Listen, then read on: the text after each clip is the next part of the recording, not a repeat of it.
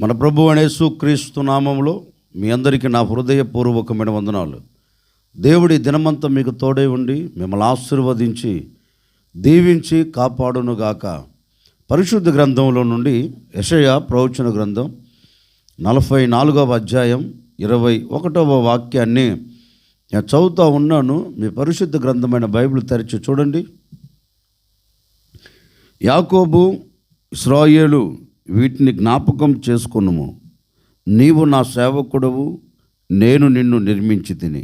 ఇశ్రాయేలు, నీవు నా సేవకుడవై ఉన్నావు, నేను నిన్ను మరచిపోజాలను. దేవాతి దేవుడు యాకోబుతో ఒక శ్రేష్టమైన మాట యాకోబుతో చెప్తున్నారండి. యాకోబుతో ఈ మాట చెప్పవలసిన అవసరం ఏంటి అంటే, యాకోబు అందరి చేత మరవబడిపోయాడు. యాకోబు బహుశా అనుకున్నారేమో, నన్ను అందరూ మర్చిపోయారు, నేను ఎవరి జ్ఞాపకాలలో నేను లేను, నా అనుకున్న ప్రతి వారు నాకు దూరం అయిపోయారు, వారి జ్ఞాపకాలలో నేను లేను, నన్ను పూర్తిగా మరచిపోయారు అన్నట్లుగా యాకోబు వేదన చెందుతున్న సందర్భాలలో, యాకోబు కలతలు చెందుతున్న సందర్భాలలో, యాకోబు కృంగిపోతున్న సందర్భాలలో దేవాతి దేవుడు కూడా ఓ శ్రేష్టమైన మాట చెప్తున్నారు. యాకోబు, నువ్వెందుకు అధైర్యపరచబడుతున్నావు? నువ్వెందుకు కృంగిపోతున్నావు? నువ్వెందుకు అలజడి చెందుతున్నావు? నువ్వెందుకు ఆవేదన చెందుతున్నావయ్యా? నువ్వు భయపడవలసిన అక్కరలేదు.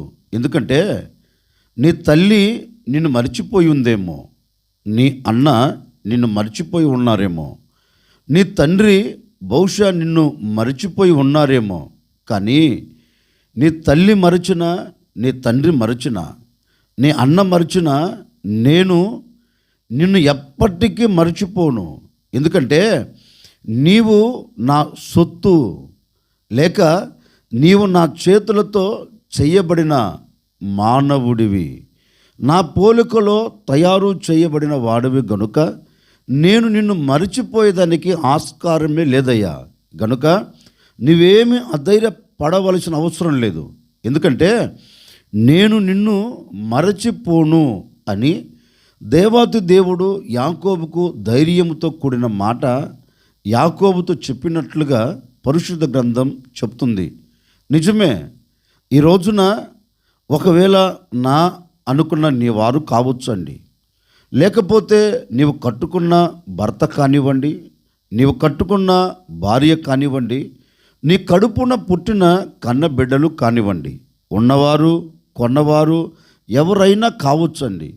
ఒకవేళ ఈనాటి వరకు నిన్ను మర్చిపోయారేమో, ఈనాటి వరకు నీకు దూరం అయిపోయారేమో, వారి జ్ఞాపకాలలో నీవు లేకుండా నిలిచిపోయావేమో.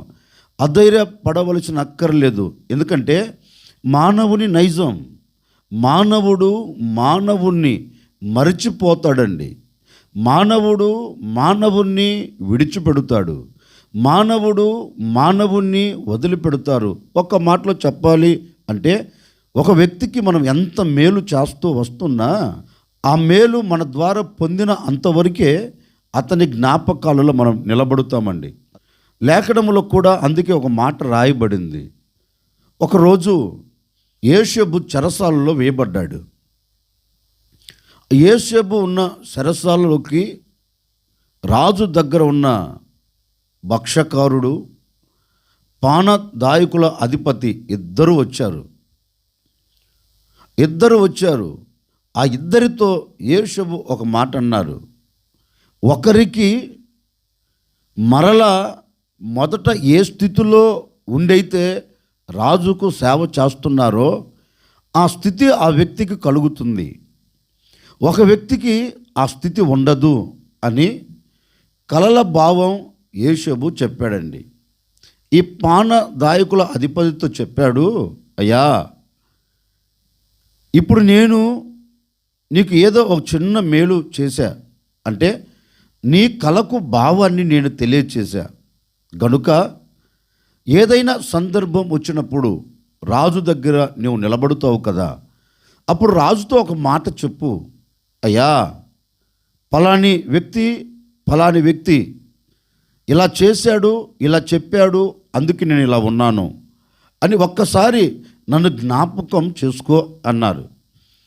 ఈ పానదాయక అధిపతి కూడా మేలు పొందేటప్పుడు యేషబుతో అన్నారు, అయ్యా నేను ఇంత కష్టములో ఉన్నప్పుడు, నేను మరణావస్థలోనికి ఇక వెళతాను అని నిస్సహాయ స్థితిలో పడి ఉన్నప్పుడు ఆ కలకు భావం చెప్పావు, నీవు నాకు మేలు చేశావు గనుక నేను నిన్ను ఎలా మర్చిపోగలను అన్నాడు.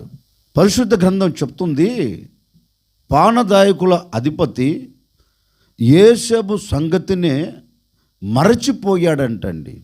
అంటే మానవుని నైజం ఏంటి అంటే, మేలు పొందిన తరువాత, మేలు కలిగిన తరువాత మానవుణ్ణి మరచిపోతాడు. మానవుని నైజం. ఈ ఉదయకాల సమయంలో నేను కూడా మీతో చెప్పాలనుకున్న మాట ఏంటంటే, ఒకవేళ ఎవరి జ్ఞాపకాలలో నువ్వు నిలబడకపోయినా, అందరూ ఒకవేళ నిన్ను మరచిపోయినా, ఈ ఉదయకాల సమయంలో నా ప్రభు మీతో చెప్తున్నారు, నా చేతులతో నా పోలికలో తయారు చేయబడిన నరులారా, లోకం మిమ్మల్ని మర్చిపోవచ్చు, నా అనుకున్నవారు మిమ్మల్ని మర్చిపోవచ్చు, కానీ నేను నిన్ను ఎప్పటికీ మర్చిపోను. ఈ ఉదయకాల సమయంలో నేను కూడా మీతో చెప్పే మాట ఏంటంటే, నా ప్రభు నీతో చెప్తున్నారు, ఇక మీదట ఆయన నిన్ను జ్ఞాపకం చేసుకోబోతున్నారు. నీవు ఏ పరిస్థితుల్లో పడిపోయావో, ఏ స్థితిగతుల మధ్యలో నిలబడిపోయావో, క్లిష్ట కష్ట పరిస్థితులలో నిలిచిపోయి ఒకవేళ వేదన చెందుతున్నావేమో, ఇక ఈ సమస్యల మధ్యలోంచి నేను రాలేను, ఈ సమస్యల మధ్యలోంచి ఎవరు నన్ను తప్పించలేరు, ఈ కన్నీరును ఎవరు తుడిచివేయలేరు, ఈ వేదనకు ఎవరు ముగింపును కలగచేయలేరు అని ఒకవేళ వేదన చెందుతూ ఈ మాటలు వింటున్నావేమో, ఈ క్షణం వరకు వేదనే నీకు మిగిలిందేమో, శోధనే నీకు కలుగుతూ వచ్చిందేమో, శ్రమలే నిన్ను ఆవరించి ఉన్నాయేమో, ఈ ఉదయకాల సమయంలో నా ప్రభు నీతో చెప్పకనే చెబుతున్నారు, భయపడకు, నీకు కలిగిన వాటిలన్నిటిలో నుండి నా దేవుడు నిన్ను జ్ఞాపకం చేసుకోబోతూ ఉన్నాడు. నిన్ను జ్ఞాపకము చేసుకొని అక్కడ నుండి నిన్ను లేవనెత్తబోతూ ఉన్నాడు. ఆయన నిన్ను జ్ఞాపకము చేసుకుంటే, ఆయన జ్ఞాపకాలలో నిన్ను నిలుపుకుంటే నిశ్చయముగా నీ కన్నీరును ఆయన తుడిచివేస్తాడు, నీ వేదనకు ముగింపును కలగచేస్తాడు. నీవు పడి ఉన్న చోట నుండి లేపి నిలిపి నిన్ను ఆశీర్వాదకరంగా తీసుకొని వెళుతారు. ఒకవేళ ఈనాటి వరకు నీ వ్యాపారంలో కావచ్చు, నీ చేతి పనిలో కావచ్చు, నీ ఉద్యోగంలో కావచ్చు, ఏ పరిస్థితుల్లోనైనా కావచ్చండి, అందరూ మర్చిపోయారేమో, అందరూ విడిచిపెట్టారేమో, ఈ దినము నుండి నా ప్రభు ఒక్కొక్కరిని మరచిపోకుండా జ్ఞాపకం చేసుకోబోతూ ఉన్నాడు. ఒక్కొక్కరిని మరచిపోకుండా ఆయన చెయ్యి పట్టుకొని నడిపించబోతూ ఉన్నాడు. ఈ దినము నుండి ఆయన తప్పక మీ పట్ల ఒక అద్భుతమైన కార్యం జరిగించబోతూ ఉన్నారు. బహుశా యేషబును పానదాయకుల అధిపతి మర్చిపోయినట్లుగా నా అనుకున్న వారందరిని మర్చిపోయారేమో, యాకోబును కన్న తల్లిదండ్రులు రక్తము పంచుకొని పుట్టిన అన్న మర్చిపోయినట్లుగా ఒకవేళ నీకు సంబంధించిన వారందరిని మర్చిపోయారేమో, నిన్ను విడిచిపెట్టారేమో, నీకు దూరం అయిపోయారేమో. ఈ ఉదయకాల సమయంలో నా ప్రభువైన యేసుక్రీస్తు నిన్ను మరచిపోడు. ఆయన నీతో మాట ఇస్తున్నారు.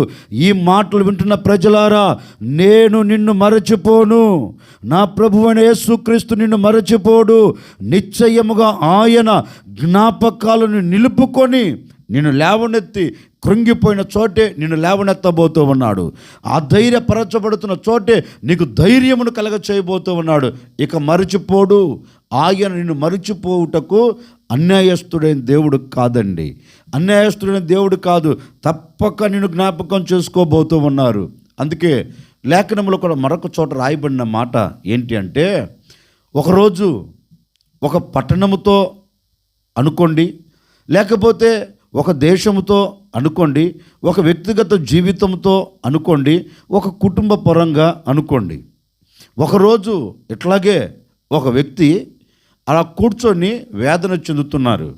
అందరూ నన్ను మర్చిపోయారు, ఇక నేను ఎవరి జ్ఞాపకాలలో లేను, అని ఒక చోట చేరి వేదన చెందుతున్నారు. ఆ వ్యక్తితో దేవాది దేవుడు అంటారు, హలో, ఎందుకు దిగులుతో విచారంతో నువ్వు కూర్చొని ఉన్నావు? ఏమైంది అసలు నీకు అని అడిగితే ఆ వ్యక్తి అంటారు, ఏమోళ్ళండి, నా పరిస్థితి ఈ విధంగా మలచబడిపోయింది. ఎవరి దయ, ఎవరి కనికరం, ఎవరి కటాక్షం నా మీద లేదు. అందరూ నన్ను మర్చిపోయారు.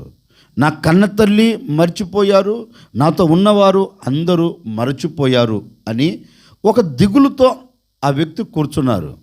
ఇప్పుడు ఆ వ్యక్తితో దేవాది దేవుడు అంటారు, నీవు ఎందుకు అధైర్యపరచబడుతున్నావు? నీవు అధైర్యపడవలసిన అక్కరలేదు. ఎందుకంటే ఒక స్త్రీ తన కడుపున పుట్టిన కన్న బిడ్డను మరచునా? ఒకవేళ తల్లి తన బిడ్డనైనా మరిచిపోతుందేమో కానీ నేను నిన్ను మరువను. ఒక ధైర్యంతో కూడిన మాట చెప్తున్నాడు దేవాతి దేవుడు. తల్లి తన బిడ్డను మరవదు. ఆ తల్లి ఆ బిడ్డను మరచిపోయినా నేను నిన్ను మరువను అని ఆ వ్యక్తికి ధైర్యమును కలగచేసే మాట చెప్పారండి. ఈ ఉదయకాల సమయంలో నేను కూడా మీతో చెప్పే మాట ఏంటంటే, ఒకవేళ ఆ వ్యక్తి కూర్చొని నిస్సహాయ స్థితిలో పడిపోయి ఎవరు నన్ను పట్టించుకోవట్లేదు, ఎవరి దయ నా మీద లేదు, ఎవరి కటాక్షం నా మీద లేదు, అందరూ నన్ను మర్చిపోయారు అన్నట్లుగా ఒకవేళ ఈ బాటలో నీవు నిలిచిపోయావేమో, ఈ బాటలో నువ్వు నిలిచిపోయి ఈ మాటలు వింటున్నావేమో, భయపడవలసిన అక్కర్లేదు. ఈ ఉదయకాల సమయంలో నా ప్రభు చెప్తున్నారు, నీ అనుకున్న నీ వారందరూ, నా అనుకున్న నీ వారందరూ ఒకవేళ నిన్ను విడిచిపెట్టినా, నిన్ను మరిచిపోయినా, నీకు దూరమైన ఈ ఉదయకాల సమయంలో నా ప్రభు తప్పక నీతో చెప్తున్నారు, తల్లి తన బిడ్డనైనా మర్చిపోతుందేమో కానీ నేను నిన్ను మరువను. ఈ ఉదయకాల సమయం నుండి ఒక్కొక్కరిని నా ప్రభు మరచిపోకుండా చెయ్యి పట్టుకోబోతూ ఉన్నారు. ఒక్కొక్కరిని చెయ్యి పట్టుకొని గమ్యము చేర్చబోతూ ఉన్నారు. ఎక్కడ నీవు పడిపోయి ఉన్నావో అదే చోట నా ప్రభు నిన్ను లేవనెత్తి ఆయన జ్ఞాపకాలలో నిలుపుకొని నీ కంట కన్నీరు లేకుండా, నీ మనసులో వేదన లేకుండా అన్నిటిని నా ప్రభు తుడిచివేయబోతూ ఉన్నారు. ఈరోజు ప్రభువును అడుగు, అయ్యా నేను ఈ క్లిష్ట పరిస్థితుల్లో నిలిచిపోయానయ్యా, ఈ సమస్యల సుడిగుండాలలో నేను చుట్టబడిపోతున్నానయ్యా, నా అనుకున్న వారందరూ దూరం అయ్యారయ్యా, కట్టుకున్నవాడు నన్ను అర్థం చేసుకోలేదు, కన్నవారు నన్ను అర్థం చేసుకోలేదు, ఉన్నవారు నన్ను అర్థం చేసుకోలేదు, నేను నిస్సహాయ స్థితిలో పడిపోయి ఉన్నానయ్యా, ఒక్కసారి నీ కనికరాన్ని పంపవా, ఒక్కసారి నన్ను జ్ఞాపకం చేసుకోవా అని ఈ ఉదయకాల సమయంలో అడగండి. తప్పక నీవు అడుగుతున్న మరుక్షణమే, నీవు ఆయన పాదాలు పెట్టుకొని గోజారుతున్న మరుక్షణమే, నీవు కన్నీరు కారుస్తున్న మరుక్షణమే తప్పక నా ప్రభు నిన్ను జ్ఞాపకం చేసుకోబోతూ ఉన్నాడు. ఆయన జ్ఞాపకాలను నిలబెట్టుకోబోతూ ఉన్నారు. ఆయన జ్ఞాపకాలను నిలుపుకొని నీకు కలిగిన వేదన అంతటిని తీసివేసి ఇక ఎన్నటికీ ఎప్పటికీ ఆయన నిన్ను మర్చిపోకుండా ఆయన అరచేతులలో నేను చెక్కుకోబోతూ ఉన్నాడు. ఆయన చేతులలో నేను దాచుకోబోతూ ఉన్నాడు. ఆయన చేతుల్లో నేను నిర్మించుకోబోతూ ఉన్నాడు. ఇక ఎప్పటికీ నా ప్రభువు అయిన యేసుక్రీస్తు నిన్ను మర్చిపోకుండా నిన్ను అంతం వరకు ఆశీర్వదించునుగాక. ఆయన నిన్ను మర్చిపోకుండా నీ కన్నీరును తుడిచివేయునుగాక. ఆయన నిన్ను మర్చిపోకుండా నీకు క్షేమమును కలగచేయునుగాక. ఆయన నిన్ను మర్చిపోకుండా ఒక ఉన్నతమైన స్థితిలో ఇక మీదట నిన్ను నిలబెట్టునుగాక. అందుకే యాకోబుతో అంటారు, యాకోబు నీవు నా సేవకుడివై ఉన్నావయ్యా, గనుక నేను నిన్ను మరచిపోజాలను, నేను నిన్ను మరచిపోజాలను. ఈ దినమంతా నా ప్రభు మిమ్మల్ని మర్చిపోకుండా ఆయన జ్ఞాపకాలు మిమ్మల్ని నిలుపుకొని మీకు కలుగుతున్న వేదనలన్నిటిలో నుండి నా ప్రభు మిమ్మల్ని అందరిని తప్పించునుగాక. ఆశ్చర్యకరుడా మీకు స్తోత్రాలు చెల్లిస్తూ ఉన్నాం. మీరంతైనా సర్వశక్తి కలిగిన దేవుడవు. ఈ విధంగా మేమందరము ఈ ఉదయకాల సమయంలో చేరి మిమ్మల్ని స్తుతించే భాగ్యం మీరు మాకు అనుగ్రహించారు. మేము నిన్నటి వారమైనప్పటికీ మరొక దినాన్ని నీవు మాకు దయాకిరీటముగా ధరింపచేశావు. అందును బట్టి మీకు స్తోత్రము తండ్రి. ఈ దినమంతా ఈ బిడ్డలు మీరు జ్ఞాపకం చేసుకోండి. మీ జ్ఞాపకాలలో ఈ బిడ్డలు మీరు నిలుపుకుంటున్నందుకై మీకు స్తోత్రము నాయన. ప్రతి వారు నీ జ్ఞాపకాలలో నిలబడుదురుగాక. నీ జ్ఞాపకాలలో నిలబడిన ప్రతి వ్యక్తి కుటుంబపు కన్నీరు తుడిచివేయబడును గాక. మీరు ఈ బిడ్డలను జ్ఞాపకం చేసుకొని అంచెలంచెలుగా మీరు ఆశీర్వదించండి, అంచెలంచెలుగా క్షేమాన్ని కలగచేయండి. ఎవరి కంట కన్నీరు లేకుండా మీరు తుడిచివేసి మీ ఘనమైన నామమునకు మహిమ తెచ్చుకోమని యేసు నామములో అడిగి వేడుకొనుచున్నాము తండ్రి, ఆమెన్. ఈ దినమంతా నా ప్రభు మీకు తోడై ఉండి మిమ్మల్ని ఆశీర్వదించి దీవించి కాపాడును గాక.